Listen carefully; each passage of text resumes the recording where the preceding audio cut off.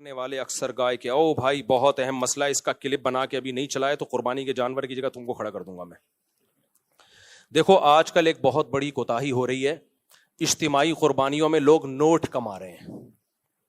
اجتماعی قربانی میں آپ نوٹ نہیں کما سکتے, یہ بزنس کا جائز طریقہ نہیں ہے. جو جائز طریقہ ہے بزنس کا وہ بھی میں آپ کو بتا دوں. اگر نوٹ کمانے ہیں تو کیسے کرو. پھر ہو یہ رہا ہے مسجد والے, مدرسے والے یا کوئی انڈیویجولی یا کوئی ادارہ کیا کرتا ہے, وہ کہتا ہے بھائی ہمارے ہاں اجتماعی قربانی ہو رہی ہے, سب لوگ حصہ لیں. ایک حصہ فار ایگزامپل 15,000 روپے کا ہے. اب سب سے 15,000 روپے لے لیے, لاکھوں کروڑوں روپے جمع ہو گئے, جانور لے کر آئے, گوشت ڈیوائڈ کیا, اب بچ گئے جی 10 لاکھ روپے. وہ 10 لاکھ پی گئے.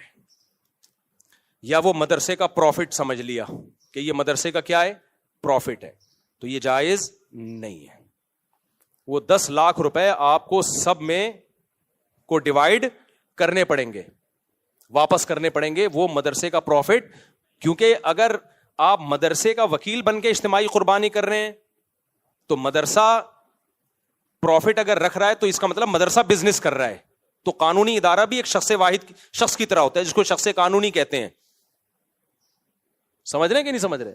ادارہ بھی کیا ہوتا ہے, ایک فرد کی طرح بزنس کرے گا. اس کے بھی بزنس کے جائز ہونے کے احکام وہی ہیں جو ایک فرد واحد کے ہیں. کوئی ادارہ سودی لین دین نہیں کر سکتا. مثال کے طور پر آپ نے کسی مدرسے کو 1 کروڑ روپے, مدرسے سے 1 کروڑ روپے قرضہ لیا اور کہا کہ میں ہر سال 1 لاکھ روپے مدرسے کو اس پہ پروفٹ دوں گا, تو دوں گا مدرسے کو, لیکن یہ پروفٹ مدرسے کے لیے جائز نہیں ہے کیونکہ مدرسے سے سودی قرضہ لیا جا رہا ہے. تو ایسے ہی مدرسے کے ساتھ جب بزنس ہوگا تو بزنس کے احکام وہی ہیں جو جمشید کے ساتھ بزنس کے احکام ہیں. وہ کیا ہے وہ میں ابھی آ کے آپ کو بتاتا ہوں. سمجھ رہے کہ نہیں سمجھ رہے؟ تو اب کرنا یہ ہے کہ جب کسی مدرسے یا مسجد کی طرف سے اجتماعی قربانی ہو رہی ہے تو آپ نے یہ کرنا ہے کہ بھائی جتنے ایک حصہ ہم اتنے کا لے کر آئیں گے, جو پیسے بچ جائیں گے ہم آپ کو واپس کرنے کے پابند ہیں, اور اگر آپ اجازت دیں تو ہم مدرسے کے ڈبے میں ڈال دیں. یہ رسید پہ پہلے لکھوا لیں آپ. پھر اب جب وہ پیسے بچیں گے, اگر کوئی شخص کہتا ہے میں نے اجازت دی تھی آپ کو کہ یہ مدرسے میں ڈال دیں لیکن میں وہ اجازت کینسل کر رہا ہوں, مجھے پیسے واپس دو, تو آپ کو دینے پڑیں گے, کیونکہ اس ایگریمنٹ کی کوئی شرعی حیثیت ہے نہیں. یہ بس ایک اخلاقی پابندی ہوگی کہ بھائی میں نے کہا تھا جو پیسے بچ جائیں تو مدرسے میں ڈال دینا, اس وقت میرا موڈ یہی تھا, لیکن پیسے تو چونکہ میرے ہیں تو واپس دے دو مجھے, تو آپ کو واپس دینے پڑیں گے. عام طور پہ دیکھا یہ جا رہا ہے کہ مسجد والے, مدرسے والے جو اس طرح کی قربانی کرتے ہیں وہ واپسی کا آپشن نہیں رکھتے, اور اگر رکھتے بھی, اگر وہ کہہ بھی دیتے ہیں کہ جو پیسہ بچے گا ہم مدرسے میں فنڈ میں کے طور پہ دے دیں گے, تو پھر یہ نہیں بتاتے کہ یہ لازمی شرط نہیں ہے. لازمی شرط لگا نہیں سکتے نا. یہ جس کا پیسہ ہے جب تک وہ آپ کو عین وقت پہ جب اس کا حق آئے گا تو اس وقت اگر وہ اجازت دیتا ہے تو ٹھیک ہے, نہیں دیتا تو اس کو حق ہے. دیکھو میں آپ سے کہتا ہوں کہ کل میں آپ کو صدقہ دوں گا 50 روپے, آپ سے وعدہ کر لیتا ہوں. کل آپ آئے کہ آپ نے کہا تھا 50 روپے دو, میں کہہ رہا ہوں یار میرا موڈ نہیں ہے, تو آپ زبردستی لے سکتے ہو؟ بھائی ایک وعدہ کیا تھا, ابھی میرا موڈ نہیں ہے. ہم یہ تو کہیں گے یار اب اخلاق کا تقاضا یہ کہ دے دو, لیکن کوئی شرعی پابندی اس پہ ہے نہیں. آپ کے پیسے بھائی میری ضرورت پڑ گئی ہے مجھے, اب اس وقت میں نے کہا تھا میرے پاس تھے, اب میرے پاس ہے نہیں. ہاں آنے جانے کا جو آپ کی ٹینشن ہوئی کرایہ میں دے دیتا ہوں, میرے وعدے کی بیس پہ آپ آئے تو نقصان نہیں ہونے دوں گا میں آپ کو. تو ایسے ہی خوب سمجھ لو کہ جب اجتماعی قربانی کی ہے تو اس پہ جو اضافی پروفٹ ہے آپ نے رسید پہ پہلے لکھوا لیا, لوگوں کو بتا دیا کہ جو پیسہ بچے گا ہم مدرسے کے ڈبے میں ڈال دیں گے, تو ٹھیک ہے اچھا کام کیا آپ نے. لیکن جب یہ پیسہ بچے گا تو لوگوں میں سے ہر ایک کو یہ حق حاصل ہے کہ وہ یہ پیسہ واپس لے لے. وہ کہیں ہم نے کہا تھا کہ آپ مدرسے میں دے دیے گا, لیکن اب ہمارا ارادہ بدل گیا, پیسے ہمارے ہیں تو آپ ہمیں واپس کر دیں. یہ لازمی شرط نہیں ہے. تو رسید میں اب اجتماعی قربانی میں آپ نے کیا لکھوانا ہے, بھائی ایک حصہ اتنے کا ہے, جو پیسے بچیں گے وہ کسی انڈیویجول کسی فرد کے ہرگز نہیں ہوں گے, وہ تو ویسے ہی حرام ہے, ناجائز ہے. بلکہ جو پیسے بچیں گے ہم مدرسے کو دیں گے, لیکن اگر آپ واپس لینا چاہیں تو آپ کے پاس یہ رائٹ ہے, آپ فلاں تاریخ کو ہمارا پورا حساب ہوگا, عید کے تیسرے یا چوتھے دن آ کے وہ رقم لے جائیں, تو رسید پہ آپ کو اس طرح سے چھپوانا پڑے گا, تب یہ کام حلال ہوگا, ادروائز یہ جائز نہیں ہے. سمجھ میں آ رہی ہے بات؟ اب آپ اگر اس کو پروفٹ کے طور پہ رکھنا چاہتے ہو کہ میں اجتماعی قربانی کروں اور نوٹ بھی چھاپوں, تو پھر آپ نے کیا کرنا ہے, پھر آپ نے یہ کرنا ہے. اچھا یہ ناجائز کیوں ہے؟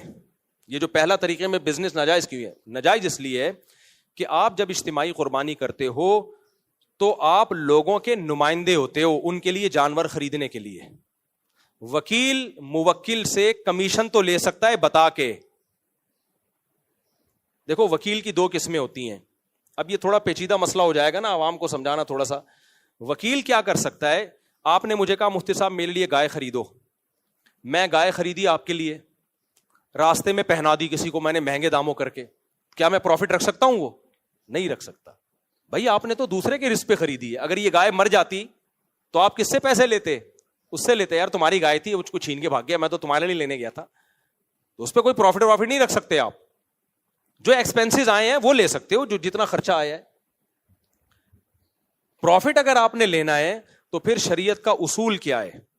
شریعت کا اصول یہ ہے کہ آپ جب تک کوئی چیز خرید کے اپنی ملکیت اور اپنے قبضے میں نہیں لے لیتے اس وقت تک اس کو بیچ کے اس پہ پروفٹ نہیں کما سکتے آپ. سمجھ رہے ہو کہ نہیں سمجھ رہے؟ میں نے بھی اجتماعی قربانی کا بزنس کیا ہے, لیکن بزنس بتا کے, اور اس طریقے سے جیسے میں ابھی آپ کو بتا رہا ہوں اس طرح سے آپ کریں, کوئی ہمیں اعتراض نہیں. آپ کیا کہیں گے؟ بھائی یہ مدرسہ بزنس کر رہا ہے, یہ مسجد کا بزنس ہے, یہ غفار بھائی کا ذاتی بزنس ہے. وہ بزنس مسجد کا بھی ہو سکتا ہے, مسجد کے لیے یعنی مدرسے کے لیے بھی ہو سکتا ہے, اور کوئی انڈیویجول کوئی فرد بھی بزنس کر سکتا ہے. اس کا طریقہ یہ ہوگا کہ آپ نے یہ نہیں کہنا کہ ہمارے یہاں اجتماعی قربانی ہو رہی ہے, اتنے کا حصہ پڑ رہا ہے. آپ نے جانور خریدنا ہے, فیس بک پہ اس کی تصویر ڈالنی ہے, یوٹیوب پہ تصویر ڈالنی ہے, بھائی یہ جانور ہے, ایک حصہ ہم 15,000 کا فار ایگزامپل بیچ رہے ہیں. اس جانور کا مالک کون ہے؟ آپ ہو. اس دوران یہ جانور مر گیا, نقصان کس کا ہے؟ آپ کا. یہ میرا جانور ہے, میں چاہوں جانور بیچ دوں جتنے کا, چاہوں تو حصہ بیچ دوں جتنے کا.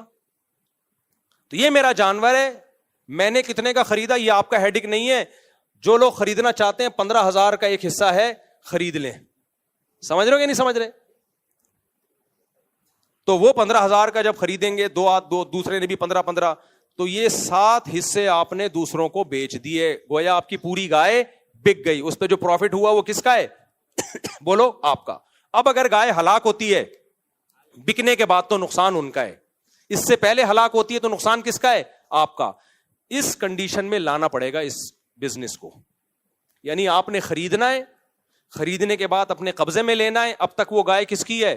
آپ کی ہے. اس کا سارا نقصان کا رسک کون لے رہا ہے؟ آپ لے رہے ہو. اب آپ پہنانا شروع کر دو.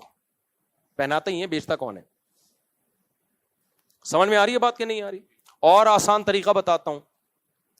آپ کہو گے بھائی ہم 100 گائے اٹھا کے لے آئے, کوئی خرید ہی نہیں رہا, تو ہم کیا کریں گے؟ بکنگ پہلے شروع کر دو. بے شک بکنگ کا طریقہ کیا ہے؟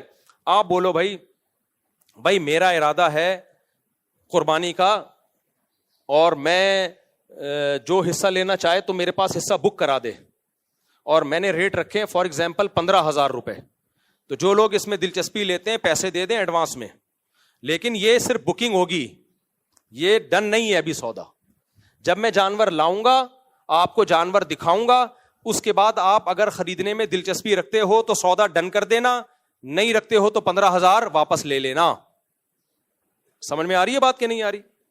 جیسے ہم میڈیکل والے کو بولتے ہیں بھائی ایڈوانس میں پیسے رکھ لے, یہ دوا منگوا دے, وہ دوا منگوا دیتا ہے, ہم جا کے اس سے خرید لیتے ہیں, ہماری مرضی نہیں خریدیں تو وہ دوا کسی اور کو پہنائے گا. پھر وہ جب تک آپ کی ملکیت میں وہ گائے نہیں آ جاتی, بکرا نہیں آ جاتا, آپ آگے کسی کو بیچ نہیں سکتے. بکنگ کر سکتے ہیں, بکنگ اس سینس میں بھائی جو دلچسپی رکھتے ہیں وہ حصہ بک کر لیں اپنا, 15 پورے دے دیں یا 1,000 روپے دے دیں, جس سے ہم سمجھیں کہ یہ واقعی انٹرسٹڈ ہیں اس میں, تو وہ دے دیں گے. تو یہ سودا نہیں ہوگا, یہ امانت ہے. ان لوگوں کی رقمیں آپ کے پاس کیا ہیں؟ امانت ہیں. آپ کے پاس امانت کے طور پہ رکھی ہوئی ہے.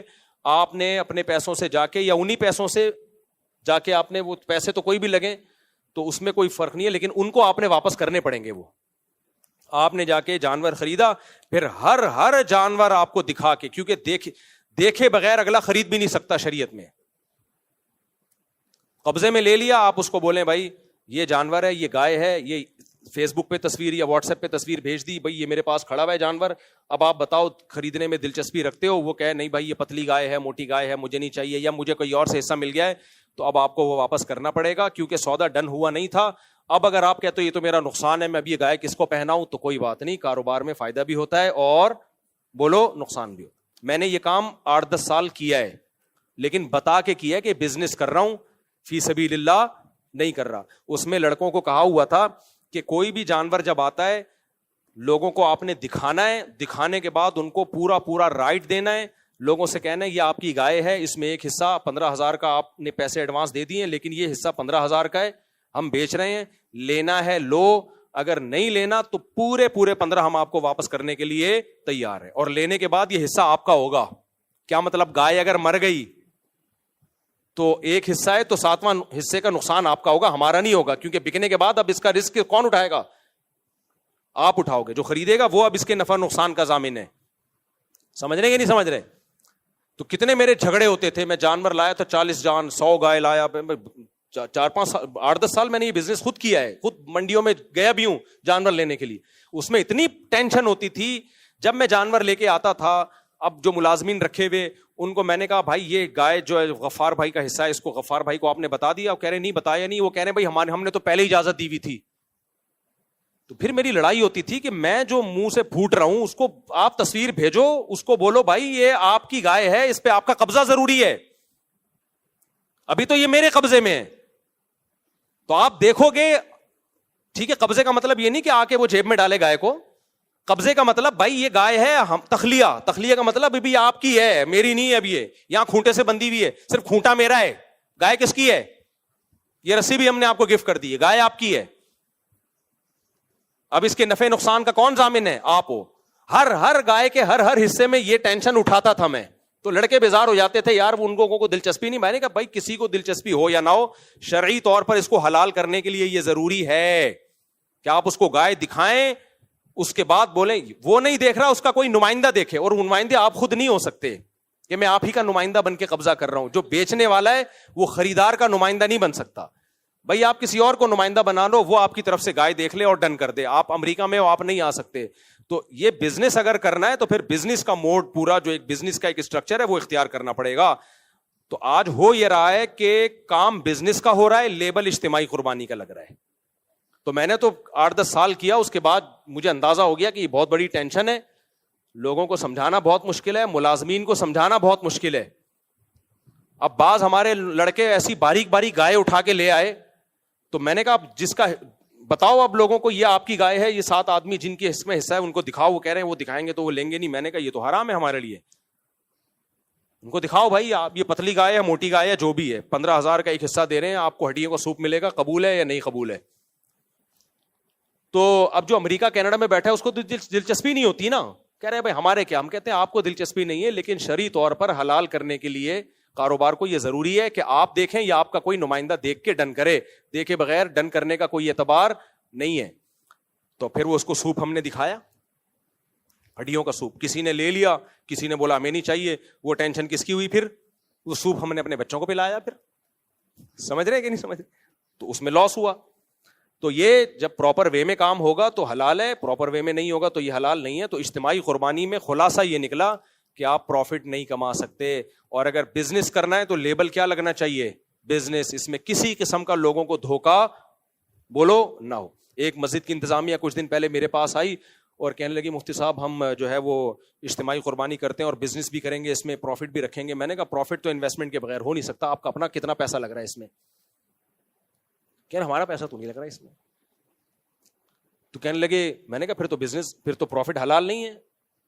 جب آپ کی انویسٹمنٹ ہی نہیں ہے, رسک ہی نہیں لے رہے آپ, تو آپ کا کے لیے نفع کہاں سے حلال ہو گیا؟ کہہ رہے ہم جو اتنی محنت کریں گے اور اتنی اسٹرگل کریں گے اور وہ بھی تو اس میں ہمارا پروفٹ بنتا ہے. میں نے کہا محنت پہ اجرت بنتی ہے, پروفٹ نہیں بنتا. اور اجرت بھی جب جائز ہے جب بتا کے ہو, بغیر بتائے اجرت بھی جائز نہیں ہے.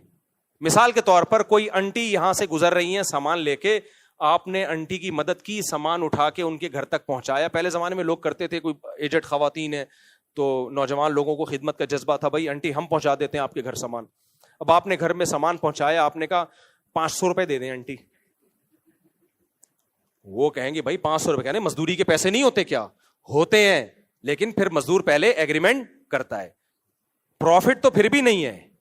تو آپ مسجد والے اسپیسیفک کمیشن لے سکتے ہیں کہ بھائی ہم 10 آدمی اجتماعی قربانی کا نظم سنبھالیں گے, ہمارے دن رات ایک ہو جائیں گے, گایوں کا گوبر بھی ہے اور یہ بھی ہے اور وہ بھی ہے, حصے بانٹنے بھی ہیں, تو فی گائے ہم اتنا کمیشن لیں گے. یہ پرچی پہ لکھ دیں, اندھیرے میں مت رکھو.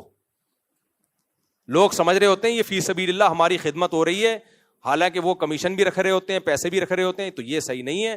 اگر انتظامیہ یا مدرسے کی انتظامیہ یہ کام کر رہی ہے اور اپنا کمیشن لے رہی ہے, تو کمیشن کی مقدار بھی بتائیں کہ فی گائے ہم اتنا کمیشن لیں گے جس میں ہم آپ کو یہ سروس دیں گے. گائے بھی آپ کی ہوگی, پیسے بھی آپ کے ہوں گے, ہمارا کام ہے اس گائے کو کھڑا کرنا اور اس کے چارے کا خرچہ بھی آپ پہ ہوگا.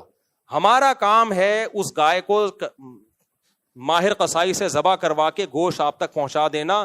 یہ اس کام کے ہم کتنے روپے لیں گے؟ 500 روپے لیں گے. یہ بتا دیں پہلے, یا 1000 روپے لیں گے یا 1 کروڑ روپے لیں گے, مجھے اس سے کوئی غرض نہیں. اگر لوگ دینے پہ راضی ہیں تو کیا دے گا کوئی نہیں, 1 کروڑ روپے, ایک مثال دے رہا ہوں. تو اس طریقے سے یہ کام کیا جائے. ادروائز جو اجتماعی قربانیوں میں پیسوں کا عنصر آ گیا ہے نا, نوٹ چھاپے جا رہے ہیں اور پیسہ کمائے جا رہے ہیں, یہ حرام ہے, ناجائز ہے. سمجھتے ہو؟ اس کو جو بھی اجتماعی قربانی کر رہا ہے تو اس سے پوچھیں بھائی جو پیسے بچیں گے وہ کہاں جائیں گے, اور ہر چیز حساب کتاب ہونا چاہیے. الحمدللہ زیادہ تر مسجد مدارس میں تو پورا حساب ہوتا ہے, اتنے کی گایاں پڑی ہیں, اتنا اس کا خرچہ ہے, قصائی کی اتنی اجرت نکلی ہے, وغیرہ وغیرہ, بچا کے یہ بچائے. تو وہ بچا ہوا حد تک تو ٹھیک ہوتا ہے, بچا ہوا گیا کہاں آگے کچھ پتہ نہیں ہوتا کہاں گیا وہ. تو وہ جو بچا ہوا ہے وہ لوگوں کو واپس کرنا پڑے گا. اور پھر اس کا نام, اگر بزنس کر رہے ہیں تو پھر اس کا نام اجتماعی قربانی نہ رکھیں, کیونکہ اجتماعی قربانی سے پہلا میسج یہی جاتا ہے کہ آپ لوگوں کی نمائندے بن کے ان کو ایک سہولت دے رہے ہیں, تو اس کو پھر بزنس ہی کریں. تو میں نے جب کیا تو بزنس ہی کیا تھا. ایک کمپنی کا نام تھا, میری کمپنی ہے, میں نام نہیں بتاؤں گا اس کا, تو باقاعدہ کمپنی کا نام استعمال کیا اس میں, اور پھر اس میں جو ہے وہ بتایا بھائی یہ حصہ برائے فروخت ہے, پرچی بھی یہ چھپوائی, حصہ کیا ہے؟ برائے فروخت ہے, تو اتنے کا حصہ ہم بیچیں گے. اور پھر اس میں جب میری گائے آتی تھی تو میں اپنے لڑکوں کے ذمہ لگایا ہوا تھا, ہر ایک کو فون کرو, گائے کی تصویر بھیجو, بولو اب آپ بتاؤ خرید رہے ہو کہ نہیں خرید رہے ہو حصہ. پورا ایک ایک چیز تجوید کے ساتھ کلیئر ہوتی تھی. جس نے کہہ دیا ہمیں خریدنا ہے تو ٹھیک ہے آپ کا حصہ ہے, جس نے کہا ہمیں نہیں خریدنا, لو بھائی یہ پیسے واپس لو اپنے. سمجھتے ہو؟ اس طریقے سے کرنا ہے. اور کوئی سوال؟ یہ کلپ بنا کے چلا دینا لازمی. امانتوں میں بہت حکم ہے بھائی. دیکھو نبی صلی اللہ علیہ وسلم کے پاس ایک سیکنڈ میرے بھائی, ایک صحابی آئے, مسلمان ہوئے, جس قوم سے تھے اس سے جنگ ہو رہی تھی, تو جنگ سے پہلے وہ آ کے مسلمان ہو گئے. ان کے پاس بکریوں کا پورا ریوڑ تھا, تو انہوں نے کہا میں اسلام لانے کے بعد کیا کروں؟ آپ نے کہا یہ ریوڑ میں جس کی بکریاں پہلے جا کے واپس کرو. حالانکہ جن سے لڑائی ہو رہی ہے ان کی بکریاں تھیں, وہ تو ان کا تو مال غنیمت ہے نا, لیکن بھائی مال غنیمت تو جنگ کے بعد ہوتا ہے نا. یہ بکریاں تو ان کی ہیں, ان کافروں کی ہیں جن سے تمہاری لڑائی, ان سے تمہارا ایگریمنٹ تھوڑی ہوا ہے کہ ان سے بکریاں لیں اور اسلام لا کے ساری بکریاں ادھر لے آئے. یہ تو پھر غیر مسلم جائے, سونا نکالے, چوری کرے اور اسلام قبول کر کے سونا لے کے بھاگ جائے.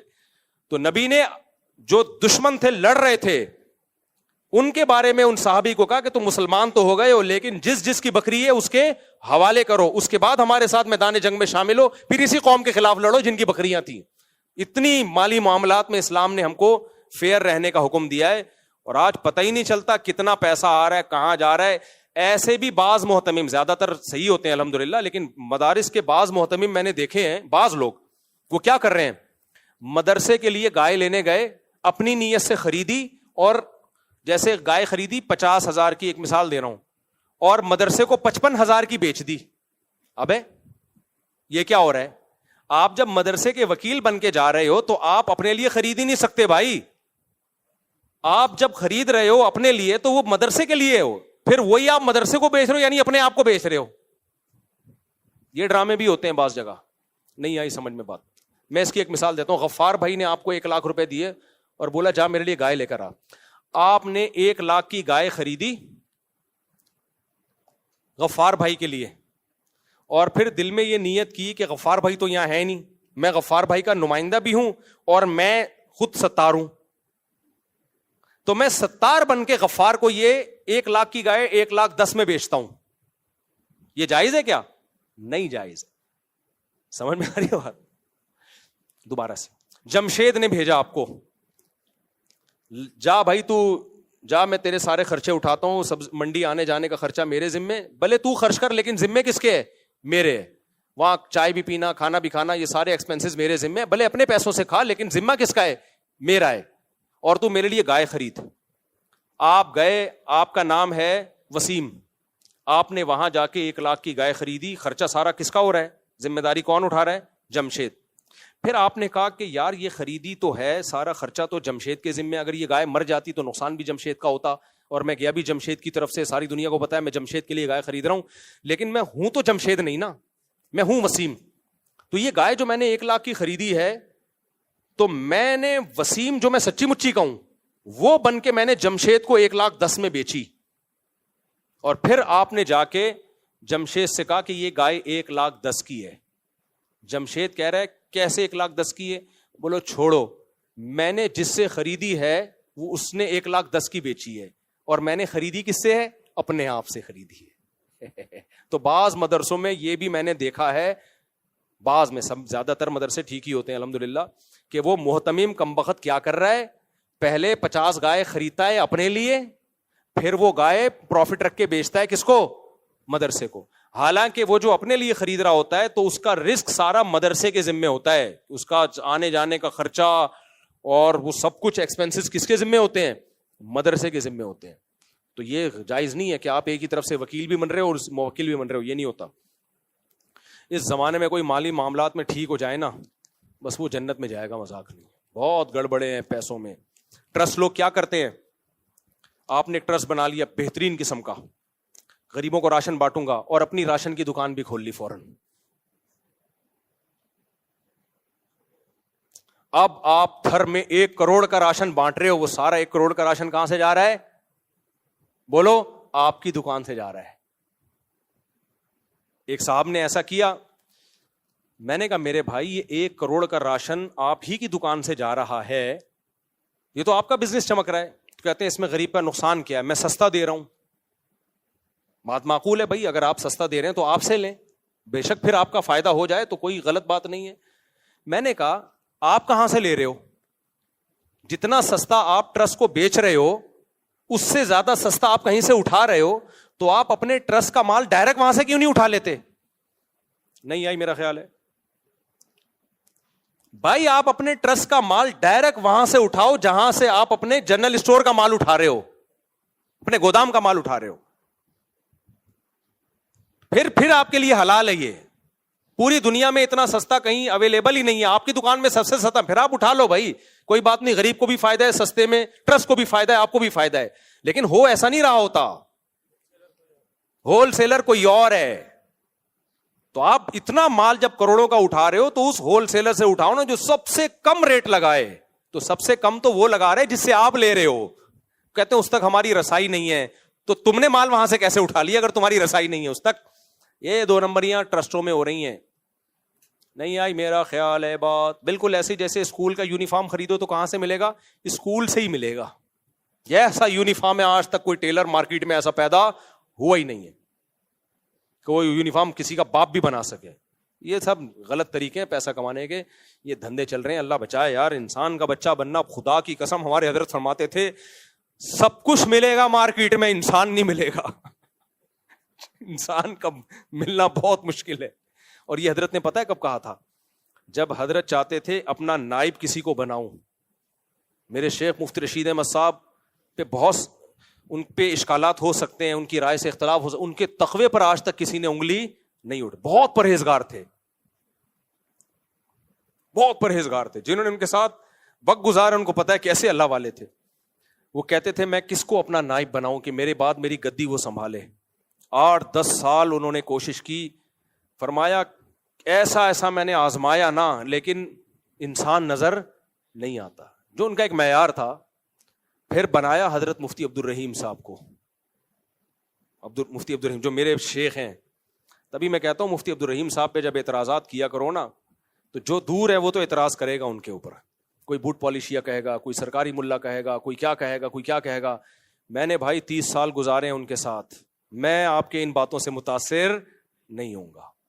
پاکستان میں جو بھی مخلص ہوگا, جذبات سے ہٹ کر بات کرے گا, گراؤنڈ ریئلٹی کو سامنے رکھ کے بات کرے گا, لوگ اس کو ایجنٹ ہی کہیں گے. اور جو جذباتی باتیں کرے گا, الٹی باتیں کرے گا, لوگ اس کو مانیں گے یہ ہے کیا, مخلص, یہ مخلص ہے. اور پھر ظلم یہ کہ لوگوں نے مفتی تقی صاحب اور مفتی عبدالرحیم صاحب کو دو الگ الگ پارٹیاں بنا کے پیش کیا ہے, یہ بھی ظلم ہے. حضرت مفتی تقی صاحب سے آج بھی حضرت مفتی عبدالرحیم صاحب کی ملاقاتیں ہوتی ہیں. کسی کی رائے کا اختلاف کسی چیز میں اگر ہو جائے تو یہ تھوڑی کہ دو الگ ٹریک ہیں, لوگ تصویریں بنا رہے ہوتے ہیں, بتاؤ تم ان کا ساتھ دو گے, ان کا ساتھ. بھائی دونوں ہمارے بزرگ ہیں, دونوں ہمارے بڑے ہیں. کسی چیز میں اگر رائے کا اختلاف ہو جائے کہ ہم یہ سمجھتے ہیں کہ ایک الگ وفاق ہونا چاہیے, وہ سمجھتے ہیں نہیں ہونا چاہیے, تو یہ اختلافات تو ہمیشہ سے رہے ہیں امت میں. پاکستان بننے میں نہیں علماء دیوبند کا اختلاف تھا. حسین احمد مدنی کہتے تھے نہیں بننا چاہیے, مولانا اشرف علی تھانوی کہتے تھے بنانا فرض ہے. تو کیا دو الگ الگ راہیں تھیں؟ بھائی رائے کا اختلاف تھا, لیکن دونوں کیا ہیں, ہمارے بڑے ہیں. تو رائے کا اختلاف ایک الگ چیز ہوتی ہے کسی کی پالیسیوں پہ, لیکن یہ کہہ دینا کہ یہ فلاں کے ایجنٹ ہیں, یہ سرکاری پٹھو ہیں, یہ فوج کے وہ ہیں, یہ بہت غلط بات ہے. یہ آپ متاثر ہو گئے ان نعروں سے, ہم نہیں ہوتے متاثر. مفتی رشید احمد صاحب کہتے ہیں میں نے اتنا کسی کو آزمایا نہیں ہے جتنا مفتی عبدالرحیم کو میں نے آزمایا ہے. چیک کیا ہے کہ ان میں دنیا کی محبت, شہرت کی محبت تو نہیں ہے. اس آزمانے کے بعد صرف خلافت نہیں دی, نیابت دی ہے کہ میرے بعد میری گدی کون سنبھالے گا. اور مفتی عبدالرحیم صاحب نہ مفتی رشید احمد صاحب کے بیٹے ہیں, نہ پوتے ہیں, نہ داماد ہیں, کچھ بھی نہیں ہے. میرٹ کی بیس پر, سمجھ رہے ہو, قوم بھی الگ الگ ہے. مفتی عبدالرحیم صاحب اردو اسپیکنگ ہے, یعنی انڈیا کے اردو میں شمار ہوتا ہے, اور مفتی رشید احمد صاحب پنجابی تھے. قوم بھی الگ, زبان بھی الگ. خالص میرٹ کی بیس پر مفتی عبدالرحیم صاحب کا سلیکشن کیا انہوں نے. تو کہاں سے کہاں بات چلے گی, ہم کیا کہہ رہے تھے. تو انسان کا تلاش کرنا بہت مشکل, معاملات میں کلیئر ہو اور ہر چیز میں کلیئر ہو. تو ایسے لوگ مارکیٹ میں کیا چل رہے ہیں, شارٹ چل رہے ہیں. تو اللہ ہمیں ان 60 لوگوں میں شامل کر لے. کیا ہول سیل سے جو چیز چل رہی ہو, تو ٹرسٹ میں یہ گڑبڑیں ہو رہی ہیں آج کل. تھر میں خوراک بانٹی جا رہی ہے اور اپنے جنرل اسٹور سے بانٹی جا رہی ہے. کروڑپتی بن گئے تھوڑے دنوں میں. جیسے وہ تھا نا پرانے وزیر اعظم, پرانے سے پرانے, اسٹیل مل جو وہ ہوا نا کہ یہاں روڈ بنیں گے اور پلوں میں اتنی لوہا لگے گا, اتنی اسٹیل لگے گی, تو ملک کے لیے بڑا اچھا کام ہو رہا ہے. لیکن وہ اسٹیل جا کس کی فیکٹریوں سے رہا ہے, آپ کی فیکٹریوں سے جا رہا ہے. وہ اوپن مارکیٹ سے نہیں ہے, وہ آپ کی دکان سے ہی جائے گا. یہ ایسے ہی ہے جیسے میں غریبوں کو روزہ افطار کرواؤں اور بولوں شربت کس کی دکان سے جائے گا, میری دکان سے. تو افطار کرانے میں تو فری میں نہیں پڑا, وہ اس افطار کی وجہ سے جو ہم نے کما لیا وہ اور اس کی جو پبلسٹی ہو گئی وہ الگ ہے. مارکیٹ میں کیا چل رہا ہے, یہ چل رہا ہے. تو آپ بزنس کرو, 100 دفعہ کرو, لیکن اس پہ اجتماعی قربانی کا لیبل نہ لگاؤ. جیسے میں نے جب بزنس کیا تھا نا قربانی کا, تو میں نے بتا کہ بزنس ہے بھائی, یہ بزنس ہے, اس میں اتنے کا حصہ آپ کو کتنے کا بھی پڑا, ہم اتنے کا بیچیں گے, جو پروفٹ ہوگا ہمارا ہے.